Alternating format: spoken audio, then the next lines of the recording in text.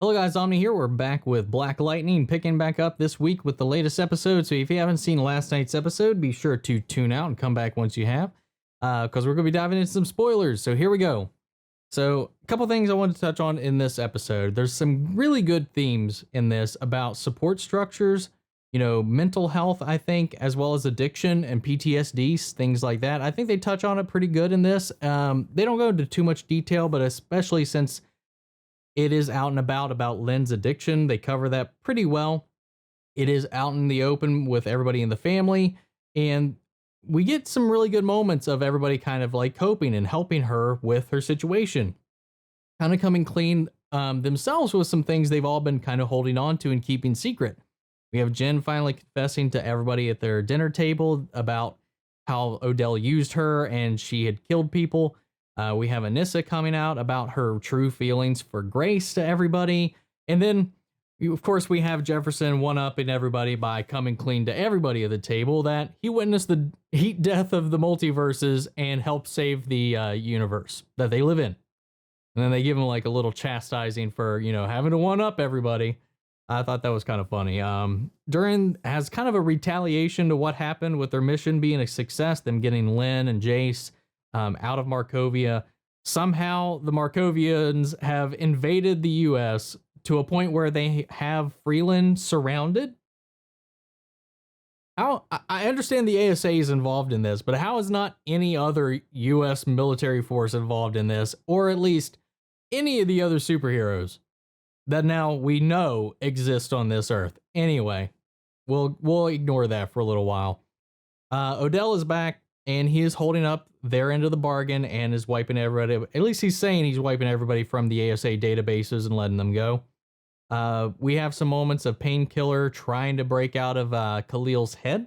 Gambi giving him some kind of instruction over his PTSD, trying to get a handle on things. The idle hands don't really help you in these types of situations. He tries to motivate him into controlling that and focusing that through creativity. So getting back into his art as some sort of kind of like therapy thing, while he tries to also try to talk him into seeking out help to try to talk to people and open up about it, what's going on in his head.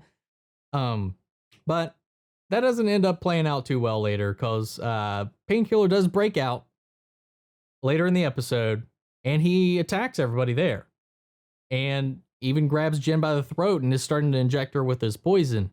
And inside his head, he has a fight with Painkiller mentally, and he's able to win. He gets him back in the cage, but the damage is done. Now, having really kind of witnessed firsthand what Anissa has been saying, because I've still been harping on her, because she's still very much dehumanizing him, and I know she's witnessed some crazy things that he's done, some terrible things that he's done firsthand, but like the fact that he's still living and breathing, she's completely giving up on the fact that Khalil, the real one, is still in there.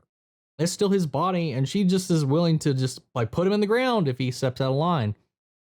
I think that's just a little too much, too far, but I don't know. It's whatever. But given all that, Jen does see this firsthand that maybe Khalil can't be trusted in this situation. They can't necessarily keep Painkiller contained because he's just always going to be there. So yeah, after that moment, she just kind of like sides with Anissa, and I know Khalil leaves at the end of this. It's not the last we're going to see of him, but he does say, I'm not coming back. I'll be gone. You won't see me again later or whatever. So they part their own ways in this. And yeah, but some point in this episode as well, Jen talks to Brandon, who somehow convinces her to take him to Jace to see her.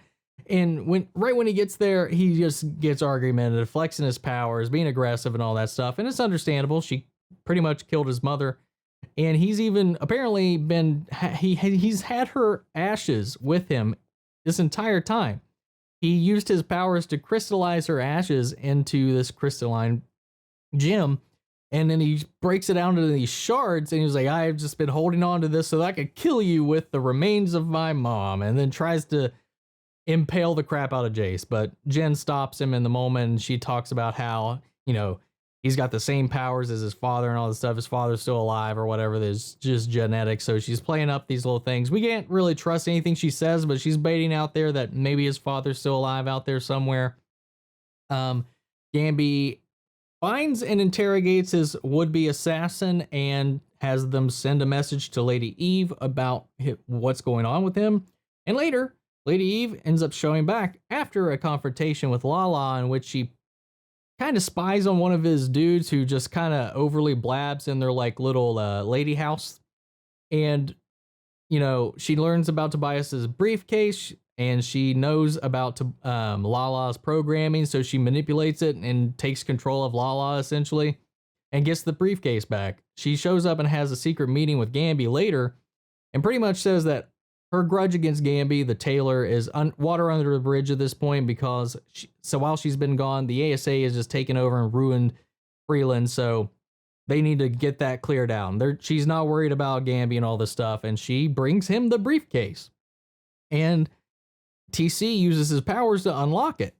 Now, some things they also learned during this is that, you know, Gravedigger apparently was the very first recorded meta stateside, or in the world from what we know of. And the US has known about the metagene for many years.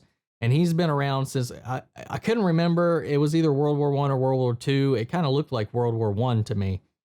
So he's been around since then. His abilities awoke. They were able to awaken his metagene, his powers, and he kind of Wolverines himself through the centuries from that point onward.